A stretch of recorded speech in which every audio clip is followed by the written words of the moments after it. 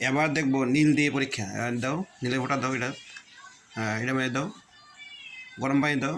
এবার দেখো কোনটা ছড়ায় বেশি, দ্রুত ছড়ায় কোনটা। এই তো গরম পানি গ্লাসটা। এই যে এটার মধ্যে গরম পানি দেওয়া হচ্ছে নাকি, জি। আর এটার মধ্যে কি পানি, ঠান্ডা ঠান্ডা পানিতে দ্রুত ছড়াইছে কোনটা, গরম পানিতে। গরম পানি। তাহলে দেওয়া যায় গরম পানিতে ব্যাপন কি হয়, দ্রুত ছড়িয়ে পড়ে। এটা একটা এক ধরনের কি ব্যাপন নাকি। ব্যাপন। তাহলে নীলের পরীক্ষাটা আমাদের হলো নাকি। জি। এরপরে আমাদের আছে সেন্ট।